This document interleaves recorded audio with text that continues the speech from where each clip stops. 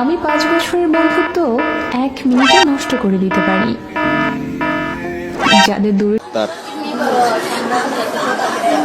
শোকে পাথর এলাকার প্রিয় মুখ মর্মান্তিক মৃত্যুতে কাঁদছে স্বজন ও মৃত্যুর খবরে ভোরে বাড়ি ফিরেছেন কুয়েত জসিমউদ্দিন। একমাত্র ছেলের এমন মৃত্যুর দৃষ্টি আপনার কাছে যদি আপনার জীবনের মূল্য থাকে তাহলে আপনি কখনই হাসি দিতে পারবেন না। কোন কোন ক্ষেত্রে আপনি হাসি দিতে পারবেন না?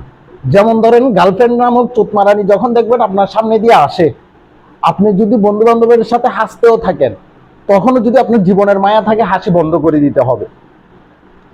মেয়েদেরকে দেখলে আপনি হাসতে পারবেন না, বা মেয়েরা আসতেছে আপনি নিজে নিজেও হাসতে পারবেন না। কি হবে যদি হাসেন?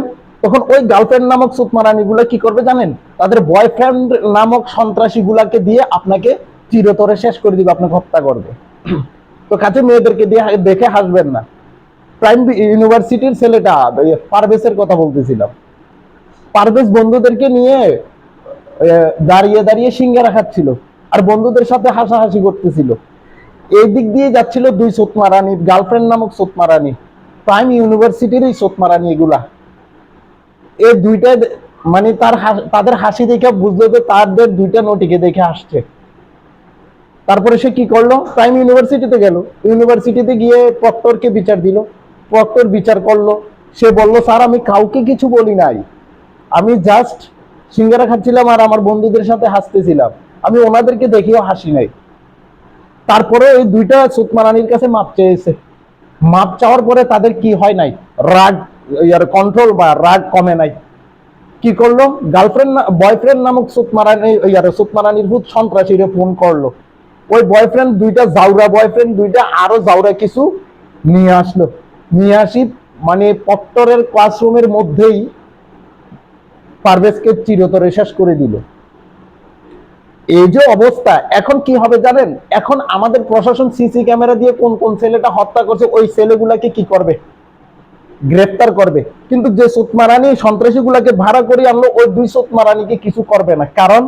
কারণ হচ্ছে যে তথাকথিত নারীবাদী নটিরা কিন্তু বলে যে এটা হচ্ছে পুরুষতান্ত্রিক সমাজ ব্যবস্থা। ওই নটিগুলাকে বলতে চাই এটা হচ্ছে যে নারীতান্ত্রিক সমাজ ব্যবস্থা। আপনি দেখবেন শত হাজার অন্যায় যদিও নারীরা করে, নারীদের কোনো বিচার হয় না। আপনি দেখবেন এই পারভেজের হত্যার পিছনে এই নারী দুইটা জড়িত না, এই নারী দুইটাকে মওকুফ হয়ে যাবে তাদের বিচার। ওই পুরুষ যেগুলো হত্যা করছে তাদেরই বিচার হবে, কিন্তু সূত্রপাতটা কোত্থেকে হয়েছে এটা তদন্ত করবে না। তা আমি বলি এই দুইটা নটিকে আগে আনেন, আনি গ্রেফতার করেন, গ্রেফতার করে বিচারের তো দরকার নেই, প্রমাণিত সত্য এই যে খুন করছে।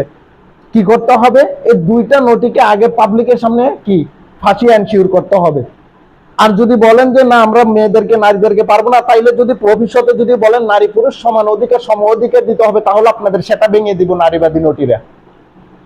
এই নারীবাদী নটিরা কিন্তু এখন চুপ হয়ে আছে। যে নারীবাদী নটিরা কিছুদিন আগেও নারী সংস্কার কমিশন নামক করে প্রধান উপদেষ্টার কাছে যে দিছে, যৌনকর্মীদের কি দিছে, আরে কি বলবো, এই নটিগুলোর জন্য আজকে আমাদের নারী সমাজটা ধ্বংসের পথে। অথচ 100%-এর ভিতরে 95% নারীর প্রতিনিধিত্ব এরাই করে না। 5% নষ্ট প্রকৃতির আছে, সেগুলো ফিল্ম করে, ওরা রাস্তায় খদ্দরের আশা বসে থাকে, ইত্যাদি ইত্যাদি টাইপের নারীগুলোর কি করে, এই প্রতিনিধিত্ব করে। তো আপনার জীবনের যদি মূল্যায়ন থাকে, আপনি যদি জীবনের মূল্য দিয়ে থাকেন, তাহলে কোনো মেয়েকে দেখলে জীবনে আর হাসাহাসি করবেন না। আর মনে রাখবেন, যেদিন হাসি দিবেন এদিনই মনে করবেন যে আপনার শেষ দিন। কেননা গার্লফ্রেন্ড নামক সুতমারানি গুলা বয়ফ্রেন্ড নামক সন্ত্রাসী কুলাঙ্গারকে নিয়ে আসবে আপনাকে হত্যা করার জন্য। তো কাজেই ভাইজান, হাসি দেওয়ার আগে একটু চিন্তা ভাবনা করে হাসি দিয়েন যে আমি কোথায় হাসি দিচ্ছি কোথায় দিচ্ছি না। একটু চিন্তা করবেন ভাই, একটু চিন্তা করে দেখেন।